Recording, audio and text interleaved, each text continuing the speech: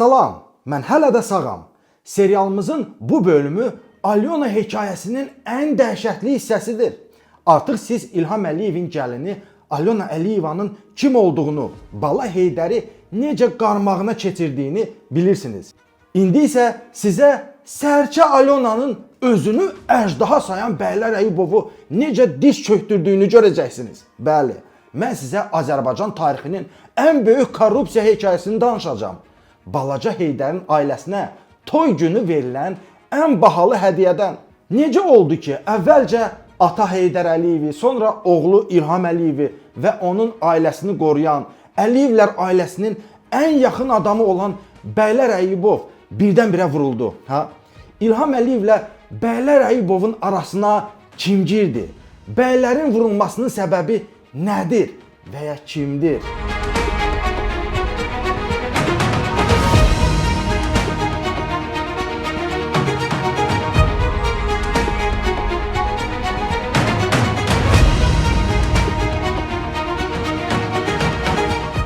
İlham Əliyevin gəlini Alyona Qonçar Əliyeva haqqında bizdə bütün informasiyalar var. Alyonanın pasportu, Alyonanın qeydiyyat ünvanı, Alyonanın atası və anası haqqında məlumatlar. Bu yaxınlarda mənim qardaşım Emin Hüseynov mənə zəng edib ki, bilirsən ana mehman mən nəyi tapmışam. Son bir il ərzində Alyonanın atası Aleksandr həftənin hansı günlərində Bakıya uçub. Alyonanın dədəsi Bakıya hansı təyyarə ilə gəlir? Alyonanın atası və anasının adına keçirilən otellər, mülklər, bizneslər, fermalar, hər şeyi araşdırmışam, tapmışam. Təsəvvür edirsiniz? Və ən dəhşətlisi odur ki, igidlərimizin azad etdiyi Qarabağ zonasında olan bəzi otelləri və əkin-biçin sahələrini Alyonanın atasına veriblər. Ordumuzun əskərləri ona görəmi öz canlarını, sağlamlıqlarını ortaya qoyublar ki, sonradan özləri və ailələri daxmada yaşayanda onların vuruşduğu torpaqlarda harınlanmış Ukrayna vətəndaşları kef eləsin. Torpaq uğrunda döyüşən qazilərə İlham Əliyev 80 manat verir. Müharibədən sonra qazilərimiz ehtiyacı olan dövlət dəstəyini görmədiyi üçün özlərini yandırıb intihar edir. Kasıbların balaları müharibədə şəhid olur, amma onları ölümə göndərən, sonra isə arxalarında durmayan İlham Əliyev öz Ukraynalı qudasına milyonlar verir. Burada məmurların balaları dollar gəzdirəcək cibində paçkayla. Mən ancaq paçkayla dərman gəzdirirəm. Mənim nə yaşım var? Biz bunların güdazın qurbanı olmuşuz. Bunlar bizi qan oturur. Eğer getmişsiniz Qarabağa gəlin oturun ben burada. Biz nə qaraq? Biz dərdimizi kimə deyək? Xarş eləyək sizə. Mən yetim nağarım. Yoxdur, dolana bilmirəm. Evimdə ağacı olanım var. Kim köməklik edirsə, eləsin Allah rızası üçün. Evimdə vallahi çörək pulum yoxdur. Allah'ımıza and olsun bugünkü gündə mənim yoldaşım bu sendon qayıp tapab verə bilmirəm. Yoxumdur vallahi. Bu araşdırmalar, bu kinolar mənə çox baha başa gəlir. Mən həyatımı ortaya qoyub sizə həqiqətləri çatdırıram. Bu kinoların ortaya çıxmasına əməyi olan şəxslər var və mən onlara minnətdaram. Qaydaq kinomuzun əsas hissəsinə, Bəylər Əyibovun vurulmasına. Bir şeyi bilməlisiniz ki, İlham Əliyevin vədlərinə, sözlərinə heç vaxt inanmaq olmaz. Onun üçün müqəddəs bir şey varsa, o da puldur. Təsəvvür edin, İlham Əliyev o qədər şəxsiyyətsiz adamdır ki, illərdir onu və ailəsini qoruyan ən sadiq itlərindən olan Bəylər Əyibovu Alyonanın atası Aleksandr Qonçarova dəyişdi. Bəylər Əyibova aid olan mülklər, otellər və əkin sahələri zorla əlindən alınıb Qonçarlara hədiyyə edildi. İlham Əliyev ona canla başla xidmət edən Bəylər Əyibovun villasını da öz oğlunun ailəsinə verdi. Bəli, bu villa Heydər və Alyonaya ən böyük rüşvətdir.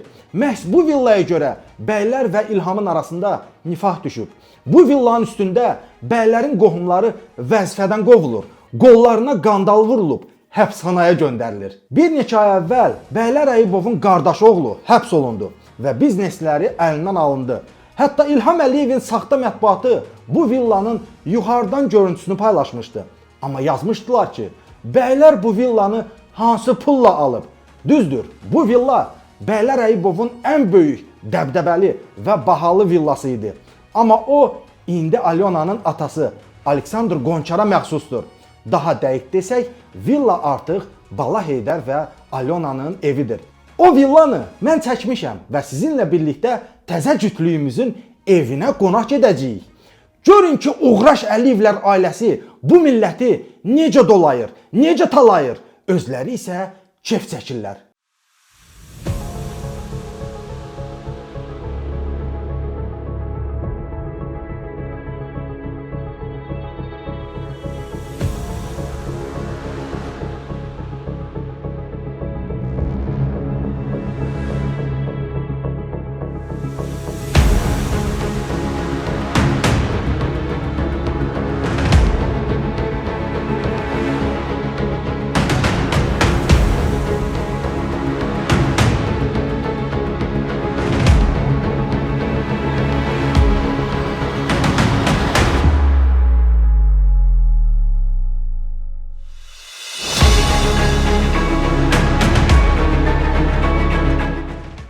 Tanış olun, Bəylər Əyubovun Bala Heydərə bəxş elədiyi villadır. Buna oxşar villa bütün Azərbaycanda yoxdur. Villanın içində məscid var, qulluqçular üçün ayrıca ev var. Villanın içərisində Bala Heydərin həkimlərinə və dayələrinə ayrılmış xüsusi ev var. Ən əsası, villanın içində Azərbaycanın xəritəsi formasında basseyn var.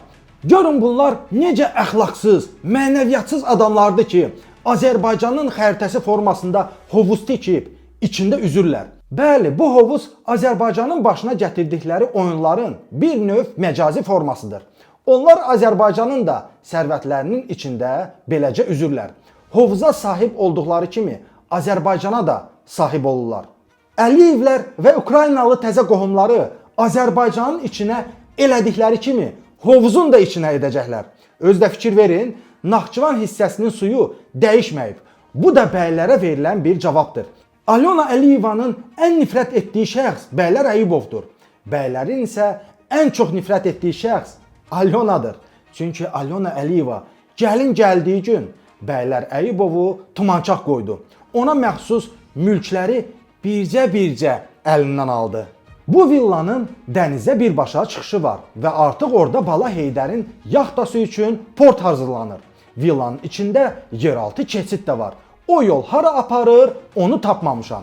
Amma yerin altını hələlik bilməsəm də, yerin üstündə Bəylər Əyubovla Əliyevlər arasında gedən didişməni bilirəm. İndi sual verə bilərsiniz ki, Mehman, bu villanı necə çəkibsən? Axı ailəyə məxsus mülkləri çəkmək mümkünsüzdür. Bunu necə bacardın? Bəli, mümkünsüzdür. Çünki onları mühafizə edən qurum DTX-dır. O villaların ərazisi qırmızı zona sayılır. Orada dron qaldırmaq mümkün deyil. Amma necə oldu ki, Mehman onu çəkə bildi? Əli Nağıyev hara baxırdı? Cavab çox sadədir. Əli Nağıyevin və onun donuza oxşayan muavini Ceyhun Şadlinskinin başı Mehmanın və başqa siyasi fəalların şeyinə qarışmışdı. Onlar hansı siyasi fəalların harda, kimlə sevişdiyini araşdıranda Mehman Hüseynov da Əliyevləri araşdırırdı. Mən İlham Əliyevin də, Vilayət Eyvazovun da, Əli Nağıyevin də villalarını çəkmişəm. Sübut etmişəm ki, bu Əli Nağıyev indiyə qədər dövlətin təhlükəsizliyi üçün heç bir iş görməyib. Siyasi fəalları və onların sevgililərini şantaj eləmək iş, peşə deyil. Siyasi fəalların bu ölkə qarşısında açıqlama vermək borcları yoxdur. Amma Əliyevlərin var. Ona görə də İlham Əliyevin evinin içini də, orada baş verənləri də mənə çatdırırlar. Və mən bu məlumatları xalqla bölüşəcəm. Mehman Hüseynov dayanmayacaq. Çünki İlham Əliyev də dayanmır.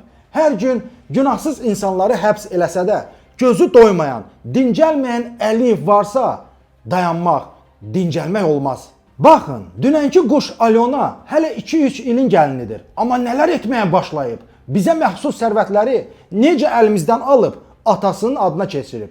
Görün, o vəzifəyə gəlsə, bu ölkəni nələr gözləyir. Bugün Azərbaycan xalqı adicə yağ, un, qənd almaq üçün ərzaq dükanlarında endirim gününü gözləyir. Alyona vəzifəyə gələndə isə bu xalq çörək üstündə davaya çıxacaq. Bunu sizə Mehman Hüseynov deyir. Çünki bu ailədə yeyib doymaq anlayışı yoxdur. Bu da məşhur mifdir. Bu ailəyə pul həmişə azlıq edir. Mehman, İlham Əliyev çox maraqlı adamdır. Pul onun üçün hər şey deməkdir. Pula görə bu adam en yakın dostunu da satar. En yakın onun arkasında duran beyleri de satar. Yani onun için en müqəddəs həyatda puldur. O adam için başka bir şey o tanımır. Mən başa düşmək istəyirəm ki, bax sənin şirkətlərin var idi. Sənin şirkətlərini səndən alıb necə Heydər Əliyevə, balaca Heydər Əliyevə ötürüblər? Yəni o proseduru qısa, konkret danışa bilərsənmi? 2 dəfə yaşamışam mən belə bir prosedur. Bir 2010-cu ildə bir quldur dəstə İlham Əliyevin adından gəldilər. Söylədilər ki, şirkətin 51%-ni verməlisən İlham Əliyevin ailəsinə, balaca Heydərə. İkinci dəfə də 2018-19 Rusiyada eyni bir şey yaşamışam. Eyni İlham Əliyevin başqa quldur dəstəsi eyni formatda yaxınlaşıblar, deyiblər ki, balaca Heydərə sən bütün bu malları, mülkləri verməsən, sənin başqa oyun açacaq, ya öldürəcəyik, ya tutacaq, ya da ən yaxşısı tutacaq səni. Ən pisi odur ki, buradan elə padvaldan çölə çıxmayasan, burada öləsən. Elə vaxtı ilə düz deyiblər ki, İlham Əliyev qumarbazlıq edəndə həyat yoldaşı Mehriban Əliyevanı da qumara qoyub.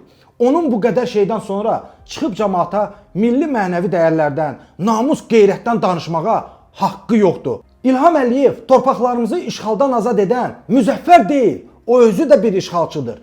O, ermənilərin Qarabağı talan etməyindən danışır, amma özü nəinki Qarabağı, bütün ölkəni talan edib. İndi də uğurladıqlarının bir hissəsini Ukraynalı qudasına verib. Bəylər Əyubova isə bir tərəfdən yazığım gəlir. Kimin əvvəli, kimin axırı bilmək olmur. Xalqdan qopardıqlarını indi qapazlaya öz əlindən alırlar. Brutus Sezarı kürəyindən bıçaqladığı kimi Əliyev də bəyləri kürəyindən bıçaqlayıb. Amma bəylər Əyubov başına gələnlərə hətta daha betərlərinə layiqdir. Ən azı bilirsiniz niyə? Çünki bəylər Əyubov vəzifədə olanda bizim dostumuz Tural Sadıqlının əmisini də şərləyərək həbs etmişdi. Və indi öz başına bu gəlib. Alyona Əliyeva artıq bəylər Əyubovun qohumlarını həbsə göndərir. Haqqımı istəyirəm, haqqımızı istəyirəm. Müsəlman ölkəsində Hacı elmi əlimdən alır. Daxili İşlər Naziri susur, Baş Prokuror susur, korrupsiyanın generalı susur, məhkəmələr də sifariş yerinə gelir. Daha bir misal çəkim. Baxın, bu mənim dostum Elşad Məmmədovdur. O, balaları ilə birlikdə öz evindən, öz ölkəsindən didərgin düşüb. Bəylər Əyubov onun evini zorla əlindən alıb, özünü isə ailəsi ilə birlikdə çölə atıb. Elşadın səsini o vaxt heç kim eşitməyib. İndi də bəylərin özünü evindən çölə atıblar. Kimləri dişindən, caynağından keçirən bəylər Əyubovu Odessa klublarının ulduzu yerə çöktürdü. Burada deyirləri, həyat bumerangdır.